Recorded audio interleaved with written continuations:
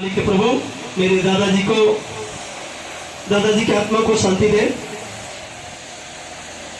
मेरे पिताजी की आत्मा को शांति दे। ऐसे आप लोग बोलेंगे और जो भी गुरु भाई बहन बोलेंगे, हे मालिक के प्रभु दिवंगत आत्मा को शांति दे। यह बोल करके श्रद्धा सुमन चढ़ाएंगे।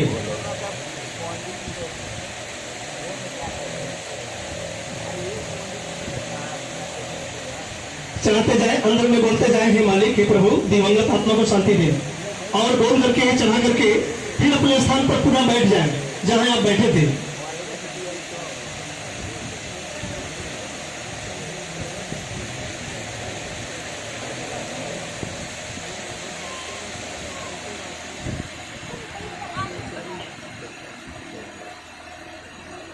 हाँ, चढ़ाते जाए, अपने स्थान पर बैठते जाए। आप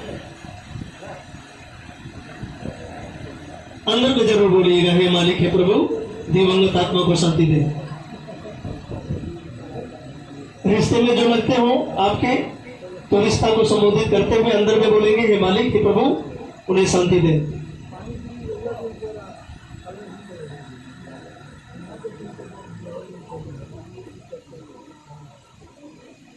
परिवार के लोग गुरु महाराज के पास जो पुष्प चढ़ा है उसमें से 2 फूल उठा करके उनके पास भी चढ़ा देंगे, जिनकी आत्मा की शांति के लिए आप यहाँ उपस्थित हैं। और चढ़ा करके प्रणाम कर देंगे। पहले गुरु महाराज को चढ़ाएंगे, प्रणाम करेंगे, उसके बाद परिवार के लोग शर्मा जी के पास भी 2 फूल वहां से उठाकर चढ़ा देंगे, प्रणाम कर लेंगे।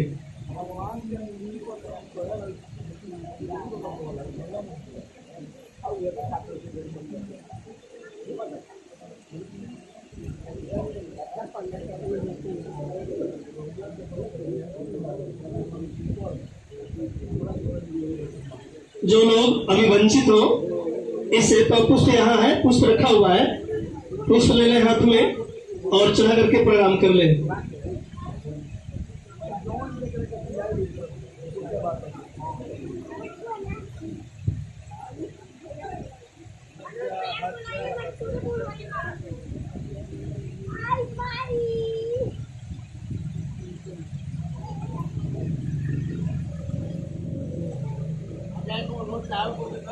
हाँ, जो लोग आना चाहते हैं तो आ जाए।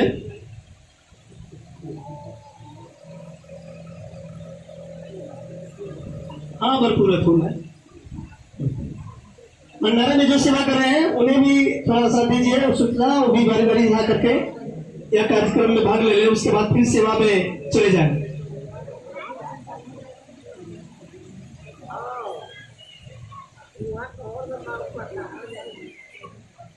अपने स्थान पर बैठ जाइए। अंदर में जरूर बोलेंगे, हे मालिक के प्रभु दिवंगत आत्मा को शांति दे।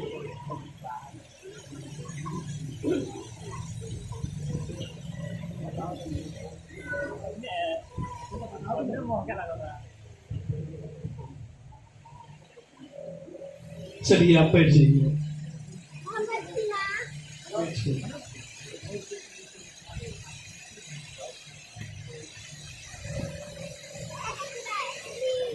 परिवार, अभी हम लोग यहाँ उपस्थित हैं दिवंगत आत्मा की शांति हेतु, और ये कार्यक्रम जारी है। अभी जो लोग इससे वंचित होंगे तो वे लोग आएंगे, यहाँ श्रद्धा सुमन चढ़ा देंगे, पुष्प रखा हुआ है।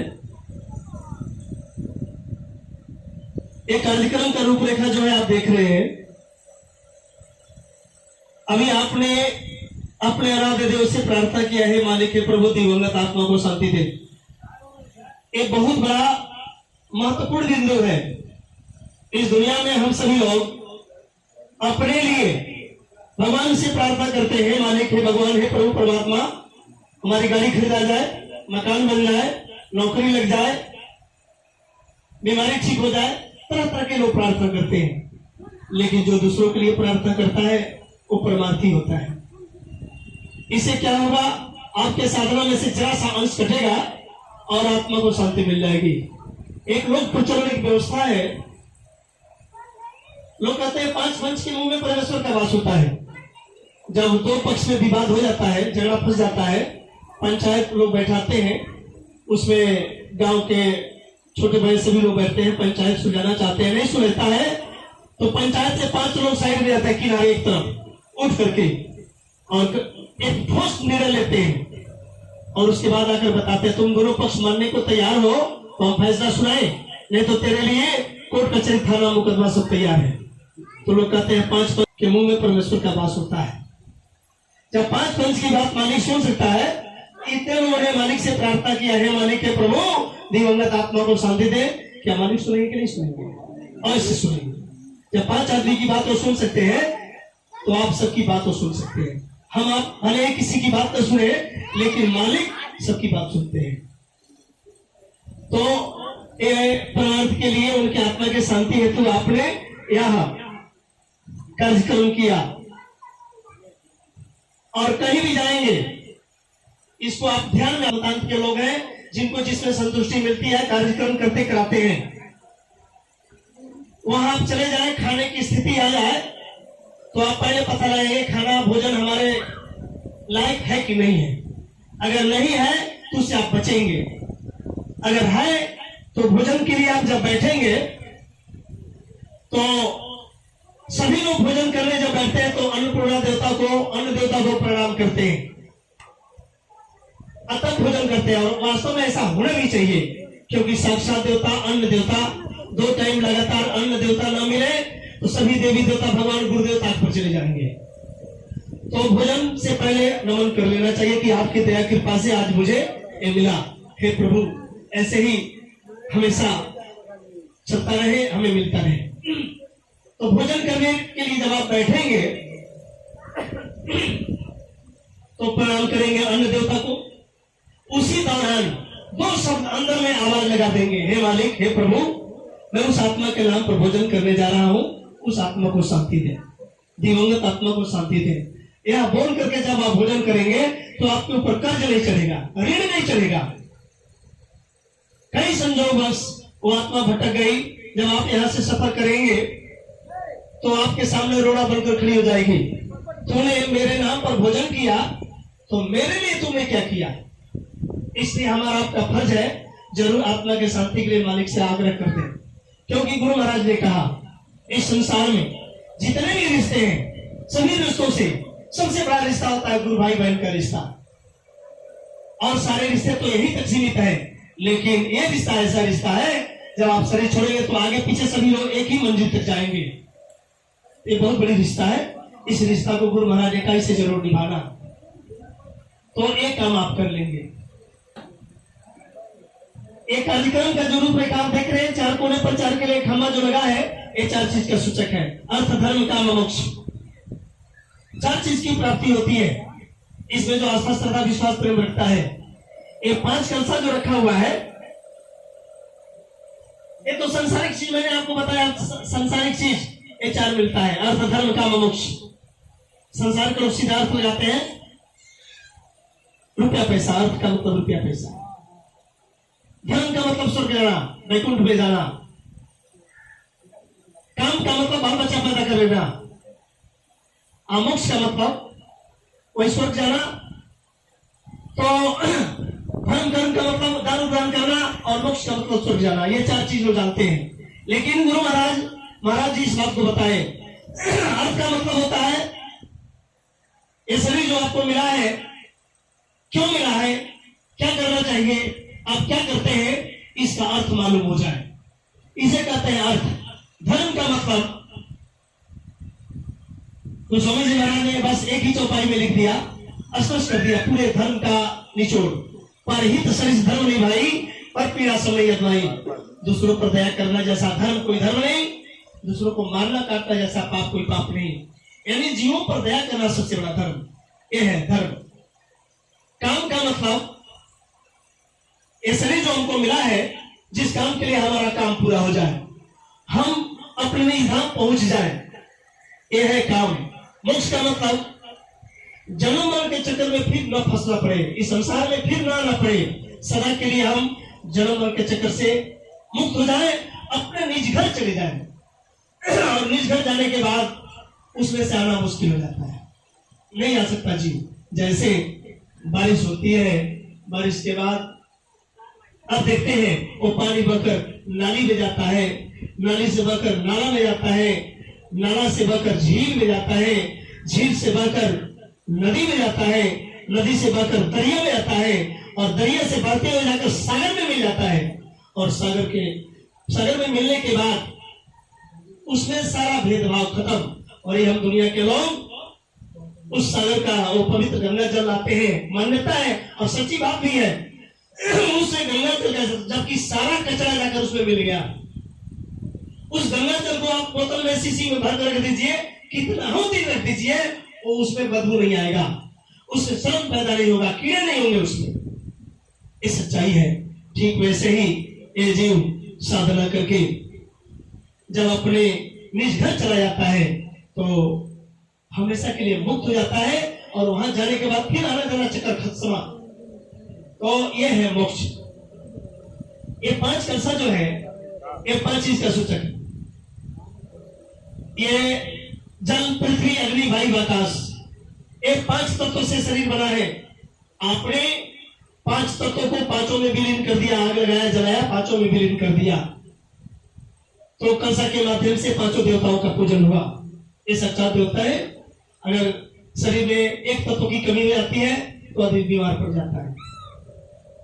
तो ये 5 देवता जल, पृथ्वी, अग्नि, वायु, आकाश, उनका पूजन होता है। साथ ही साथ पहले आंतरिक पूजन आपका होगा। हमारे जो आने वाली पीढ़ी है, बच्चे, नौजवान, इस पर विशेष ध्यान देंगे। सब कुछ करने के बाद सबसे पहले तुलसी स्थापना हुआ, उसके बाद दीपक जला, फिर अगरबत्ती जलाया गया सभी जगह, हाथों में पुष्प लेकर के ध्यान कराया गया, पहले प्रार्थना हुआ, उसके बाद पहला जय गुरुदेव नाम का माला चला, आपसे गुरु महाराज का ध्यान कराया गया, उसके बाद पहला, दूसरा, तीसरा, चौथा, पांचों नाम का माला चला, 5 रूप का ध्यान कराया गया, फिर अंत में जय गुरुदेव नाम का माला चला तो गुरु महाराज का ध्यान कराया गया। आपका हो गया जय गुरुदेव नाम का माला, फिर लास्ट में जय गुरुदेव नाम का माला, बीच में 5 माला, 7 माला हो गया है। 1 माला और बाकी है, जो आप सुमरन करते तो खिचड़ी चलाते हैं, 5 नाम बोलकर 1 दाना खिसकाते हैं, तो वैसे ही 5 नाम बोलकर 1 दाना खिसकाया जाएगा। जय गुरुदेव बोलकर जय गुरुदेव नाम समा होगा, पूरा 8 माला हो जाएगा। आंतरिक पूजा 8 और बाहरी पूजा 5 कलसा, पहले गुरु का पूजन, उसके बाद 5 कलसा का पूजन 6, फिर हवन कुंड का पूजन 7, फिर परम पूज्य गुरुदेव का पूजन हुआ 8। बाहर भी 8 पूजा और अंदर में भी 8 पूजा। तो ऐसे हमारे बाबू आप लोग ध्यान देंगे, जो आने वाले समय में आपको ये संभालना होगा। समय आ रहा है, क्योंकि जीवन का कोई ठिकाना नहीं। सांसों की पूंजी का किसी समाप्त हो जाए कोई नहीं जानता, तो जो लोग रहेंगे वही इस बात को, इस काम को संभालेंगे। तो ये कार्यक्रम ये 3 गुण का हवन कुंड है, ये 3 चीज का सूचक है। ये जीव 3 गुण की रस्सी में बंधा है, सतोगुण, रजोगुण, तमोगुण। सतोगुण का मतलब दान उपदान कीजिए, स्वर्ग जाइए, और स्वर्ग भोगने के बाद फिर नरक में जाइए, 84 लाख जोड़ी में जाइए। तो ये जो है एक रस्सी है। रजोगुण का मतलब मालिक ने बुद्धि दिमाग दिया, खूब बुद्धि दिमाग से धन कमाइए, ऐशो आराम कीजिए, धन के अहंकार में पाप कीजिए, नरक में जाइए। दूसरा रस्सी। तीसरा रस्सी, उस मालिक ने आपको इतना गरीब बना दिया, कंगाल बना दिया, उसके लिए चोरी, डकैती, कत्ल, बेविचार, दुनिया का सारा पाप कीजिए, नरक में जाइए। ये तीनों गुण की रस्सी से छूटने का और गुरु के माध्यम से ये सूचक है 3 गुण का हवन कुंड। साथ ही साथ 3 तरह के कर्म इस जीव के ऊपर लदे हुए हैं। संचित कर्म, प्रारब्ध कर्म, क्रियमान कर्म। संचित कर्म उसे कहते हैं जो जन्म जन्मांतर से कई युगों से इस आत्मा के साथ चला आ रहा, वो है संचित कर्म। उसके बाद प्रारब्ध कर्म, इस शरीर में आने से पहले जिस शरीर में हम थे, जो हमने किया अच्छा बुरा, उससे हमारा भाग्य प्रारब्ध बना, वो है प्रारब्ध कर्म। उसके बाद वर्तमान में जब से हमने होश संभाला, जब से हमने आपने जो कुछ भी किया, ये है क्रियमान कर्म। तो 3 तरह के कर्म इस जीव के ऊपर लदे हुए हैं, चढ़े हुए हैं। तीनों कर्म से निर्विकार होने के लिए एक संकेत है 3 गुण का हवन कुंड। साथ ही साथ 3 तरह के ताप लगे हुए जीव के ऊपर, दैहिक, दैनिक, भौतिक तापा, राम राज का नहीं व्यापा। दैहिक शारीरिक कष्ट, और वो मालिक काल पुरुष इतना आपको कष्ट दे दिया, रात में माई बाप चिल्लाते रही भगवान का भजन मत कीजिए, फिर भी आपका बुद्धि दिमाग काम किया, चलो भाई माई बाप तो साथ देने वाले नहीं, हम प्रभु को नहीं छोड़ेंगे, तो आपने भजन किया। फिर वो दूसरा ताप लगाया, दैवी दैवी का मतलब फसल तैयार हो गया, आप सोच रहे हैं आज काटे कल काटे, तब तक आंधी तूफान पत्थर आया और वो उधर चला गया, सारा नष्ट हो गया। अब आप सोच रहे हैं सब बर्बाद हो गया। फिर आपका दिमाग काम किया, चलो भाई जैसे सब जिएंगे वैसे हम भी जिएंगे, लेकिन मालिक को नहीं छोड़ेंगे। तब तीसरा ताप आपके ऊपर लगा दिया, भौतिक, किसी ने किसी बात में उलझा करके लाठी डंडा चलवा दिया, गोली चलवा दिया, थाना मुकदमे में फंसा दिया, ये भौतिक। फिर भी आपने विचार किया कि हम मालिक को नहीं छोड़ेंगे, जो कुछ भी हो जाए। तो ये तीन तरह के ताप से निवृत्ति के लिए ये संकेत है तीन कोण कहावत। बहनों, इस संसार का ये सच्चाई है। परिवार के लोगों से मैं एक बात जरूर कहूंगा, शर्मा जी इनका ऐसा व्यक्तित्व था, वास्तव में इस संगत के लोगों ने एक बहुत बड़े सेवादार को खो दिया और ज्यादा समय तक ये कष्ट नहीं झेले, बहुत कम समय में। लेकिन हम देखने आए थे, बेहोशी हालत में थे ये। उस समय जब तक हम थे, इनका बस ऐसे माला उंगली चलता था, जैसे हम सुमिरन करते हैं, बराबर यही चलता था। न बोलते थे, न डोलते थे, न किसी को पहचानते थे, लेकिन बराबर ऐसे माला चलाते थे। यह अजूबा चीज हमको देखने को मिला। और जब होशावास में थे तो एक ही प्रार्थना करते थे, हे मालिक मुझे ले चलो, यहाँ से ले चलो। जबकि दुनिया के लोग मौत से डरते हैं, कोई मरना नहीं चाहता, लेकिन बराबर प्रार्थना करते थे मुझे ले चलिए। या जब तक रहे हम अपना सेवा स्वयं अपने हाथ से कर लें, किसी पर आश्रित न हो। तो बिल्कुल कम समय मिला इनको दुख झेलने का और संसार से चले गए। और ये जो सेवा करके दिखाया, ऐसे सेवादार हजारों में कोई एक होते हैं। वो खुद करते थे सेवा और संगत से सेवा कराते थे। आज ये संगत बहुत बड़ा सेवादार को खो दिया। तो हमारे गुरु भाई थे, तो हमारा फर्ज बनता है उनके साथ हम कुछ करें, उनके आत्मा के साथ के लिए। इस संसार का नाम है मृतलोक, यह मरना है। यही हम आप नहीं समझ पाते हैं, कब जाना है, कैसे जाना है, किस परिवेश में जाना है, किस परिस्थिति में जाना है, समय यह निर्धारित है। हम छोटी बुद्धि से सोच लेते हैं ऐसा क्यों हो गया, ऐसा नहीं होना चाहिए। बहुत से लोग तो भगवान को गाली भी देते हैं, बहुत से लोग उल्टा सीधा करते हैं, भगवान को काम को दोष लगाते हैं। लेकिन इसमें किसी का दोष नहीं है। तो मेरे कर्मों का फल है, हम अपने कर्मों का फल स्वयं भोगेंगे। मेरे कर्मों का फल आप नहीं भोगेंगे, आपके कर्मों का फल हम नहीं भोगेंगे। जो करेगा वही भरेगा। इसलिए किसके लिए दुनिया में पाप दुष्कर्म ये सब हो रहा है, ये सच्चाई है भाइयों बहनों। इसे बड़े ध्यान से आप सुनेंगे। मैं आपको दो शब्द बताने जा रहा हूं।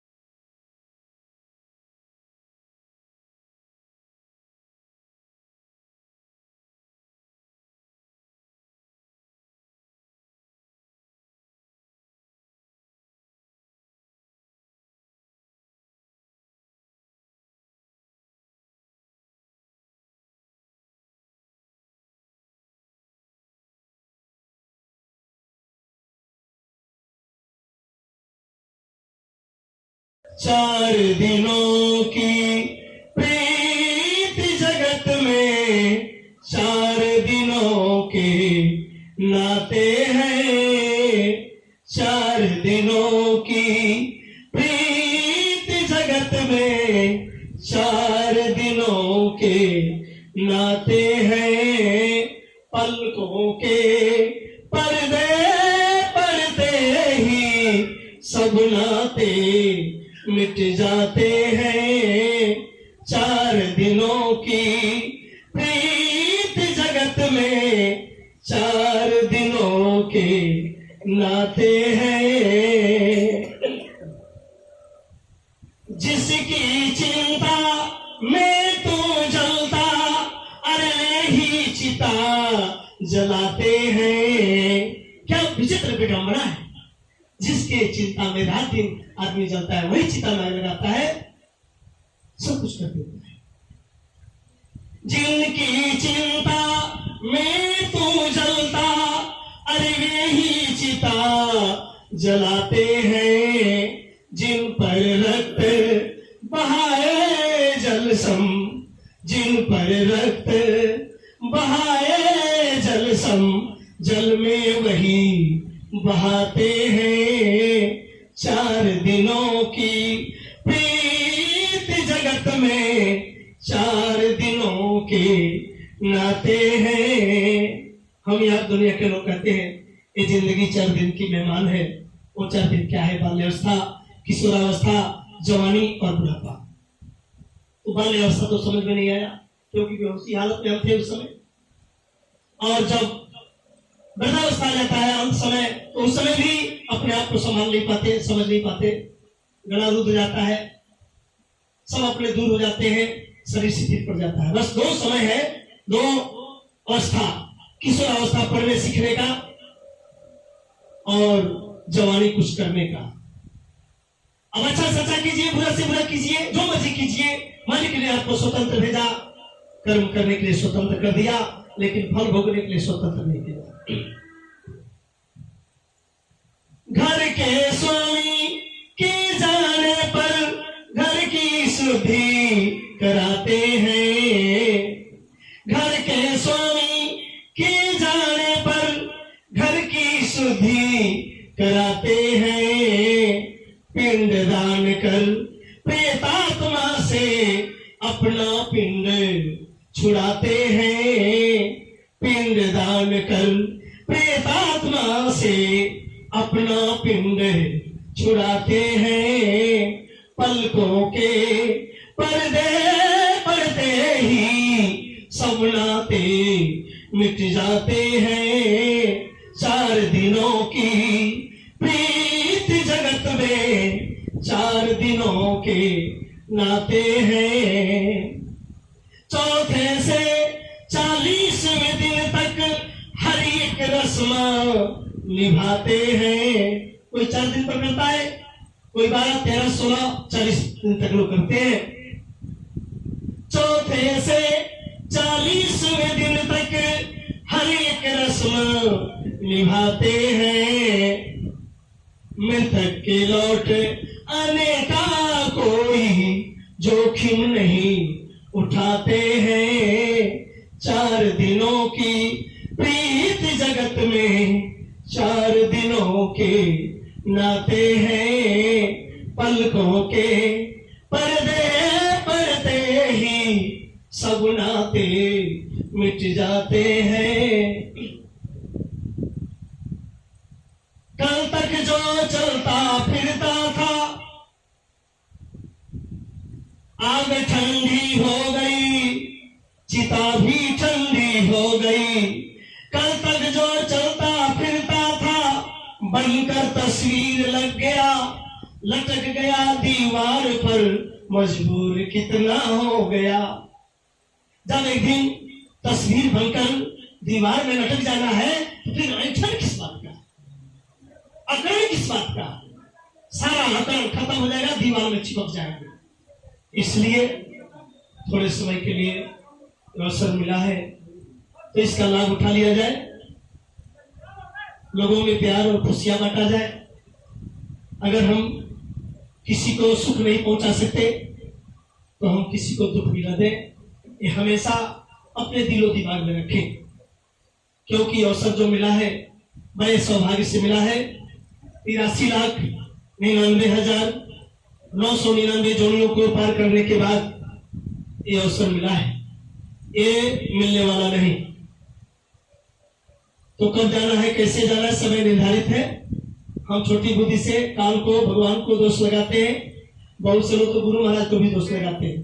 थोड़ा सा कष्ट आ गया, पता नहीं गुरु महाराज की दया किधर जा रही है, मेरे को दया नहीं है। अरे भाई, कर्मों का फल तो भोगना होगा। गुरु महाराज सत्संग में कई बार सुनाए, पत्रिका में भी करके आया, जिस जीव को सदगुरु अपने पास बुलाना चाहते हैं उसके सारे कर्मों को इसी शरीर से इसी जन्म में भुगता देते हैं, ताकि दोबारा फिर संसार में भोगने के लिए जन्म न लेना पड़े। और इस संसार में 2 वर्ग में कष्ट होता है, एक जन्म लेते समय और एक मरने के समय। तो जो है ये 2 बार कष्ट होता है। तो महात्मा सदगुरु ये नहीं चाहते कि ये जीव इस संसार में फिर दोबारा आए, तो इसी शरीर से इसी जन्म में सब भुगता देते हैं।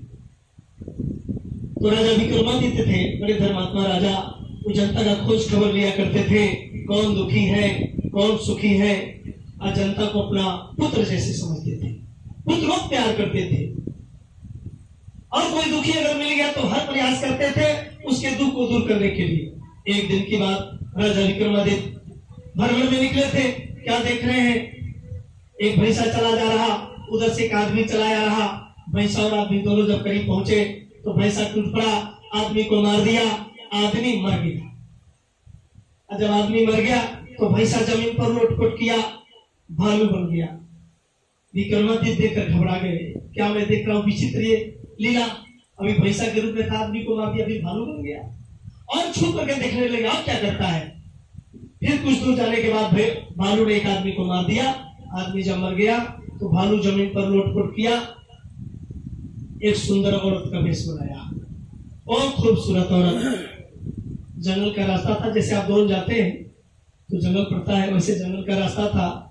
रास्ते के बगल में कुआं, उसी कुआं के पास औरत बैठ के और विलाप करके रोने लगी। उसके रोदन में इतना दर्द था जैसे लगता था कि उसके रोने से पेड़ के पत्ते झड़ जाएंगे।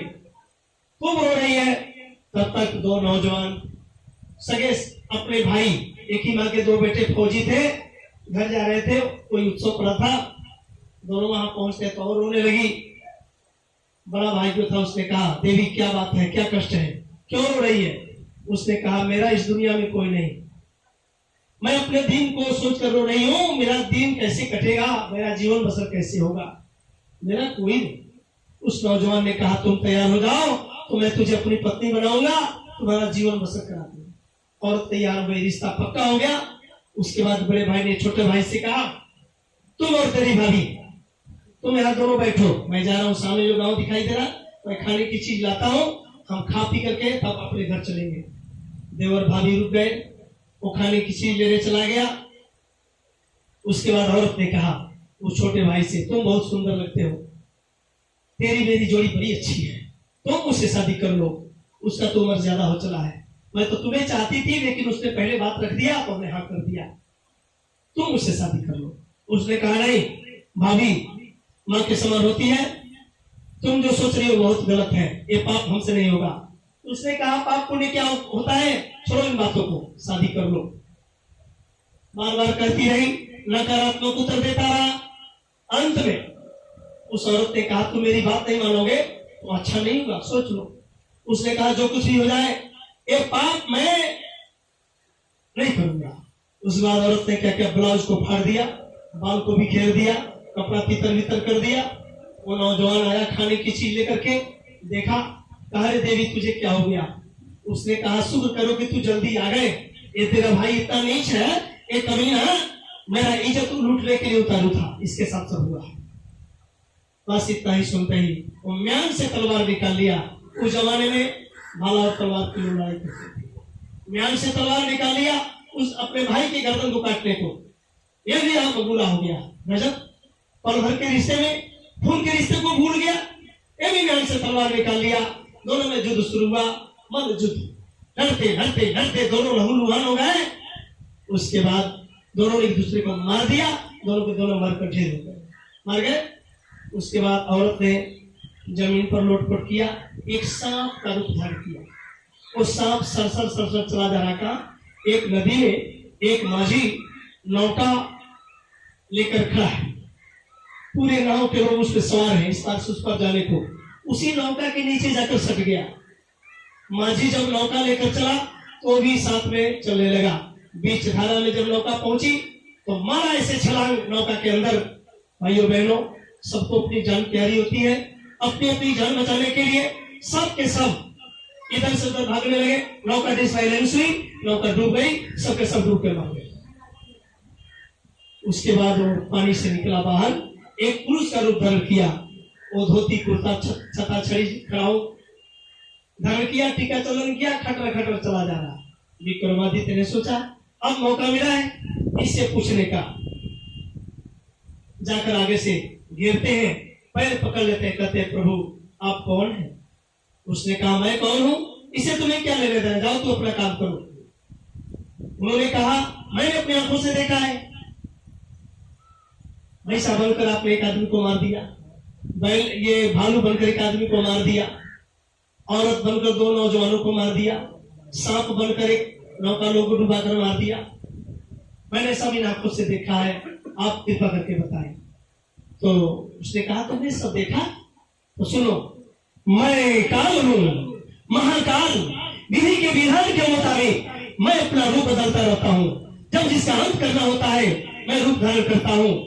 जानवर, पशु, पक्षी, हवा, पानी, बीमारी, और उसका अंत कर देता हूं। उन्होंने कहा प्रभु मेरी मौत कैसे होगी? उसने कहा कि अब ये बात मैं नहीं बता सकता। उन्होंने पैर पकड़ लिया, कहा जब तक आप बताएंगे नहीं मैं आपको छोड़ूंगा नहीं। उनके प्रेम श्रद्धा भाव को देखकर काल भी विवश हो गया। कहा ठीक है मैं तुझे बताऊंगा, इससे पहले तुझे मेरी बात माननी होगी। तुम शपथ लो, कसम खाओ कि जो मैं तुझे बताने जा रहा हूं जीते जी अपनी जुबान से किसी से कहोगे नहीं। विक्रमादित्य ने कहा प्रभु आप जो कहेंगे मैं अपनी जुबान से नहीं कहूंगा, मैं शपथ लेता हूं। तब काल ने कहा अरे तुम बहुत दिन तक राज करोगे, जनता की सेवा करोगे, वृद्धावस्था में सीढ़ी के रास्ते से मकान पर चढ़ोगे, और जिस दिन तुम सीढ़ी पर से नीचे गिरोगे समझ लेना तेरा मौत करीब आ गया है। भाइयों बहनों, उनका मौत सीढ़ी से गिर कर हुआ था। अब आप कहेंगे उन्होंने किसी से कहा नहीं, मालूम कैसे हुआ? तो उन्होंने तो किसी से कहा नहीं, लेकिन जो भी उनके जीवन में घटना घटा था और जो आगे घटने वाला था उन्होंने सब डायरी में लिख दिया था। प्रेस वालों ने पाया, प्रकाशित कर दिया।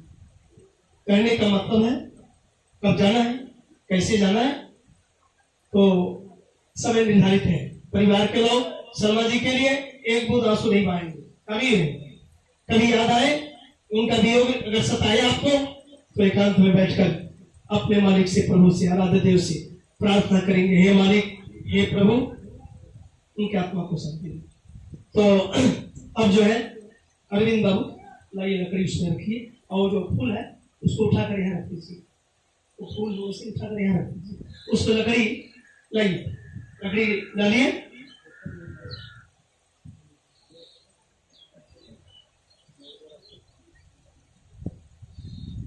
और उसमें लकड़ी रखिए।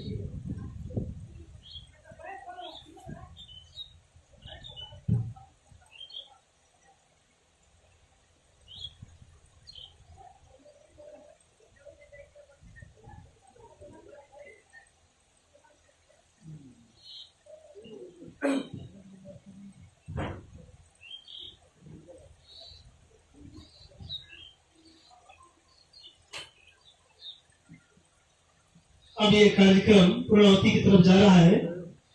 अब कुछ ही देर में हवन हो जाएगा।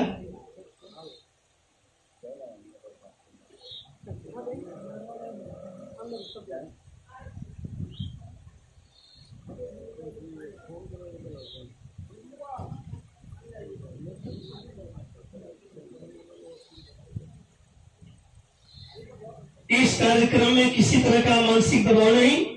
आप यहाँ इतना दान करें, यहाँ इतना चढ़ाएं, कहीं कुछ नहीं जुड़ा है, आपके सामने है। विचार करने की बात है। एक तो परिवार में मुसीबत का पहाड़ टूट जाता है और दूसरे जबरदस्ती गला दबा दबा करके डाल लिया जाता है। साथ ही साथ एक बात पर और ध्यान देना है। बहुत से लोग सोचते हैं इन्होंने पीपल के पेड़ में पानी नहीं दिया, घड़ा नहीं टांगा, वह काम प्रेत आत्मा के लिए होता है। जो अकाल मौत जिनका होता है प्रेत बनते हैं और अकाल मौत उसे कहते हैं जानबूझकर जो गले में फांसी लगाया, मर गया, जहर खा लिया, गोली मार लिया, चाकू मार लिया, गले में फांसी लगा लिया, या ट्रेन से कट गया या जल गया, बहुत सारे कारण है। तो इस तरह से अगर कोई मरता है, जानबूझकर आत्महत्या करता है तो प्रेत बनता है और उसके लिए लोग हाथ में तीर लेते हैं। और वैसे क्यों? अरे हाँ, वैसे कीजिए तो सब हवन सामग्री बाहर नीचे पहले पूरा बिछा दीजिए, पूरा पहले नीचे एक तरफ बिछाइए, जमीन खाली रहे, जमीन पर पूरा बिछा दीजिए और सामग्री नीचे जाए तो जल जाए।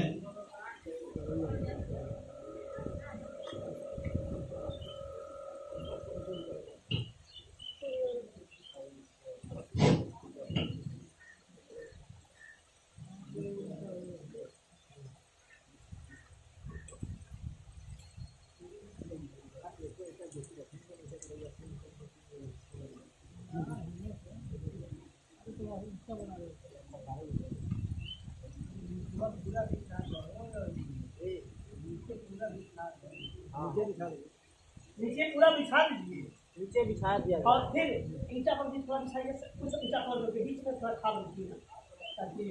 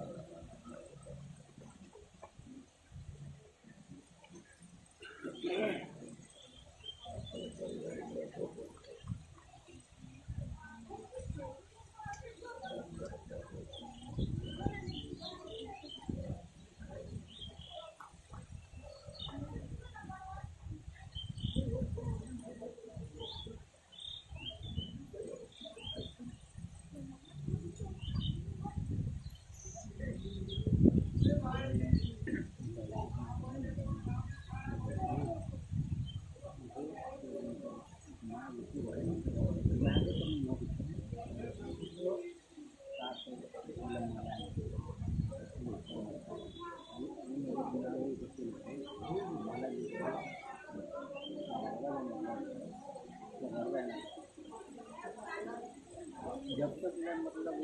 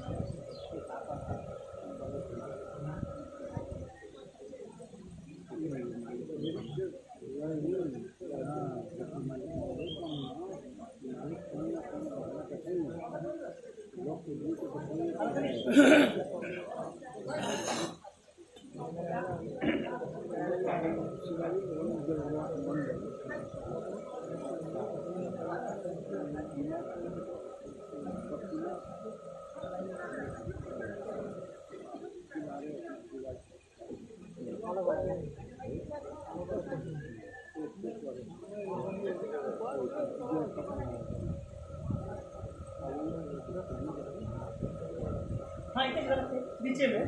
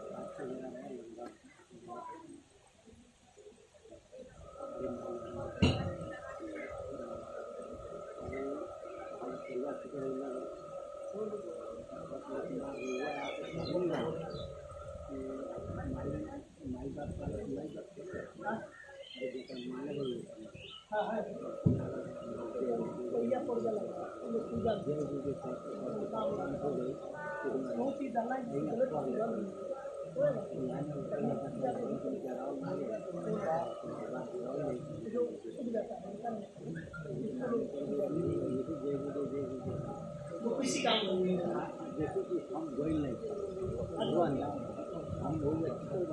ऊपर से लकड़ी बड़ी सरिया में है लेकिन सरिया है ना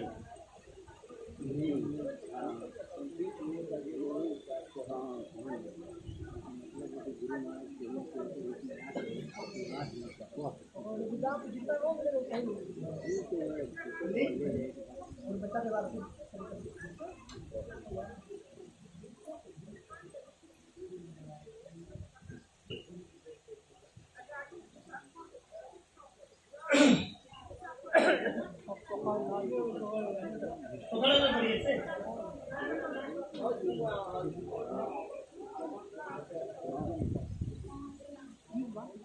अब हवन करने के लिए परिवार के लोग बुलाइए, उधर से वो बैठ जाए, उधर से ऐसे गोल बिस्तर कर दीजिए। हाँ उसको देखिए बाबू, और उधर से बोरा बिछवा दीजिए। आप पता 2-3 जो मंगा लीजिए।